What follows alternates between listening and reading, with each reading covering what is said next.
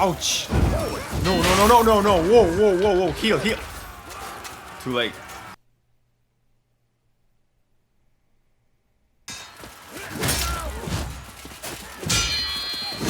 Ah, too many. It might be a long video. My thoughts are all over the place. The short version, if you don't have time to watch this, Chivalry 2 is a very good video game. It's multiplayer only, action from the first second. You don't have to wait. You click join and that's it. It's done great. Optimization, sound, graphics, and just the feel of it. I highly recommend Chivalry 2. Is right here behind me. That's the wallpaper. It's good. Pick it up. Won't regret it.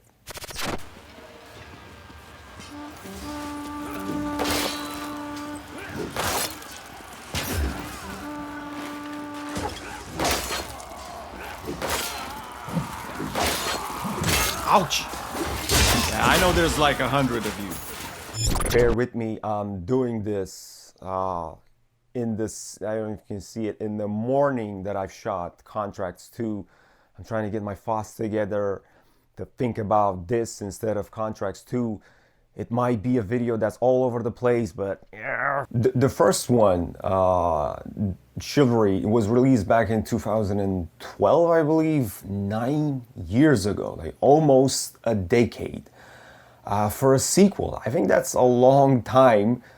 Granted, I don't think they made a lot of money from the first video game. And speaking about the first one, fun fact, it's been made from a mod of Half-Life 2, and it ended up as a full-fledged video game, something quite revolutionary.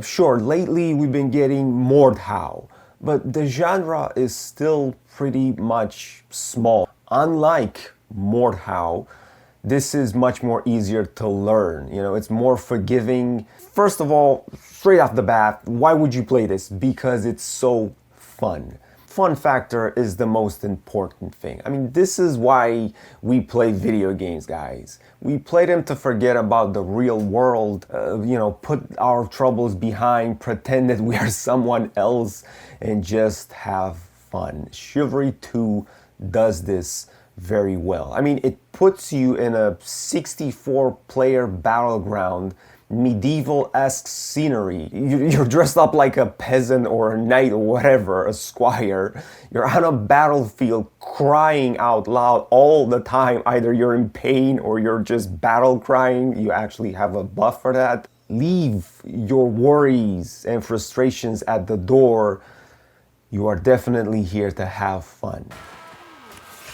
We've sent half of them to hell. Excuse me? Let's do the rest. I had a fish. I wasn't able to parry because I had a fish in my hand. I'm horrible at the game. I've been playing it in the beta, in the alpha, and I haven't been getting any better at it.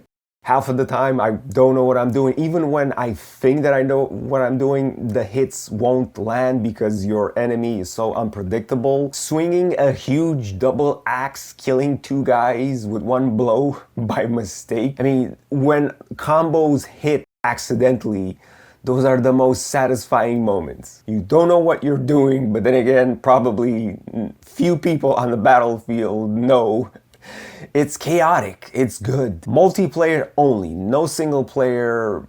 Story is like 1% and it doesn't really matter. Action from the beginning. You don't have to wait to parachute yourself down. This isn't a battle royale.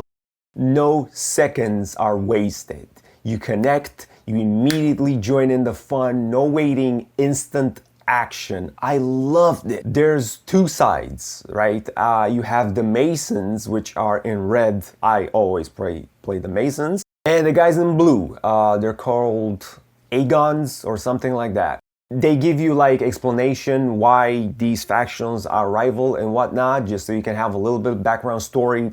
Doesn't really matter. It only matters which ones you choose, because in each scenario, either you're defending or attacking a village, defending or attacking a castle, doesn't matter what's happening in each scenario. So you might want to switch from Masons to Agons. if you want to be on the other side. So instead of attacking, you want to be defending, and you want to see how it's that like, right?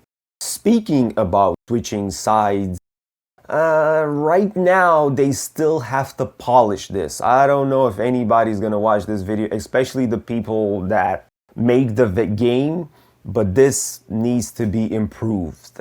It's a bit broken, it's a bit like an exploit. I don't like it. You can switch sides any time. Granted, if the team, the other team isn't full. I found that a lot of time it wasn't full.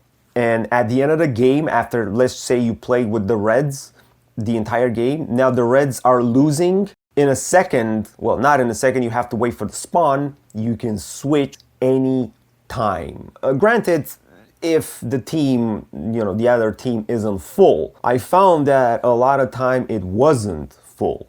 And at the end of the game, after, let's say you played with the Reds the entire game, now the Reds are losing. In a second, well, not in a second, you have to wait for the spawn. You can switch and basically you are on the winning side. That's an exploit that needs to be fixed. The way I see it, you only have to, be able to switch sides, let's say 5 minutes from the beginning of the match, and that's it. You need to stick with that side. People are cheating when they're switching sides at the end. Not cool. That needs to be fixed. Combat, anything goes, right? Anything. Nothing is restricted. Forget about Morehouse, forget about all those games. There are no all those games. Just this and Morehouse. That's it. Stabbing, overhead, slash, left or right. Combo between all of these together. Alternate hits for all of these, alternate slash, alternate overhead, alternate anything, pressing the alt button figure. You can kick, you can jab with the back of your weapon, you can dodge by pressing space and the moving button. Either you go back, front, left. You have the option to slash someone, let's say, from the left, but if you move your camera, you can do 180 degrees. Just attacking 3 people at the same time. You're just standing still, you're slashing with the left mouse button, and then when you move the camera, you slash 180 degrees. That's pretty cool, and you can do all sorts of combos by using your camera. Just invent your own playstyle. Anything can be thrown, right? Like anything. If you decapitate someone, which is pretty creepy and gross, you can pick up their head and throw it at the opponent, dealing a little bit of damage. I guess it's for intimidation purposes. You can pick up a log, a barrel, a mug from a table. You can even pick up those chandeliers, whatever they're called. You find them in churches and whatnot, and they're pretty heavy on the damage. You can stab someone with them, like literally holding those candles.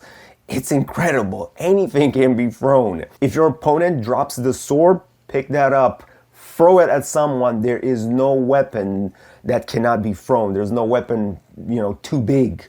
Anything can be thrown at your opponent. Your own weapon. Throw it, kick them, go pick up your weapon real fast and just keep on fighting. It's mayhem. It's great and it's fun. There's 4 different type of classes, each with their own HP level. Some are more beefy. It also matters when it comes to movements. Some are more faster than others. Each class comes with their own unique skill set, let's say. Some can replenish the supplies, some can heal, some can buff during fights. You can throw, like you have an oil jar, you set it on fire and throw it like a fire bomb. There's even a character creation screen. You can choose how your face looks. And what I found it a bit odd, you can even choose the color of your eyes. You're wearing a helmet most of the times, or all the time, and your opponent just wants to cut your head off. The color of your eye doesn't really matter, but I guess it's fun, they added it in there. You can choose female or male characters. I've played this for a couple of hours, and even better, even right now, you only find male characters on the battlefield. Like if you played Battlefield 1 and Battlefield 5, there were quite a lot of female characters, especially Battlefield 5, because they were kind of emphasizing on women on the battlefield, if you remember from Second World War II. This time around, I don't know why players choose male characters. I usually play female characters just for diversity. This time I chose a male character, you know? I wanted to role play. I wanted to be the guy with the big sword swinging. And I guess for role-playing scenarios, I never see female characters on the battlefield. You only see guys. And the community. I can't speak. It's great. In such a game, I guess, you know, because it's so much packed with mayhem and chaos, you'd think that there's a lot of griefers. Not the case. The community, it's fun. These people are okay. Some people will apologize to you. It happened to me. Some people will be very friendly. Some people will wait. They won't attack, like, you know, group attack, 3 versus 1, 4 versus 1. They'll just hang back to watch you duel one another. And even in the chat, people are okay on both sides. Surprisingly, like, I really like how this game is going, and everybody's just embracing it with warmth. I don't see any of those, you know, toxic players. Everybody's cool. So far, I really like that. I appreciate it. You know, it's fun, it's relaxing, and people understand that. As you play along, of course, you level up and you can unlock more style of armors and different type of weapons. It doesn't matter, especially the armors and all that, it's all cosmetic, right? And if you get the special edition, you get a bunch of coins that you can buy stuff from the store. Everything is cosmetic. Don't worry about it. A level 1 player can take down a level 50 player. Skill is the most important factor in the game. Master the moves and play the tutorial. The tutorial is very important, I know. I'm not the type of guy to play tutorials or anything like that. You need to play the tutorial. It's fun. It has a great voice actor in it, and you will learn a lot of things from it. Skill is super important. It's the only thing in game that matters.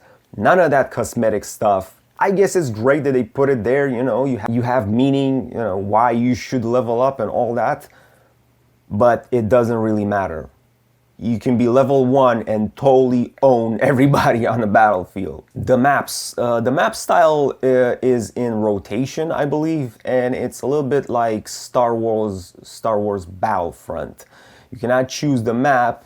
They kind of rotate it and give it to you on, I don't know what basis. You do, however, have a server browser, which I appreciate it a lot, and you will end up appreciating it as well. So far, 2021 had a couple of titles that I was expecting big things from, like Hood Outlaws. Did not make a video on that, probably won't. It's a disappointing game. 2021 so far hasn't been great for me in terms of gaming. But Chivalry 2 and Resident Evil Village, let's not forget about that one, are games that offer so much more than I expected. This just might be one of the best multiplayer games of 2021. I know, Call of Duty's coming out and the new Battlefield is coming out somewhere in November, yada yada yada. Those are very heavy hitters. This, it stands on its own and it's a completely different style. You know, it does its own thing. I love it. Chivalry 2. Highly, highly recommended.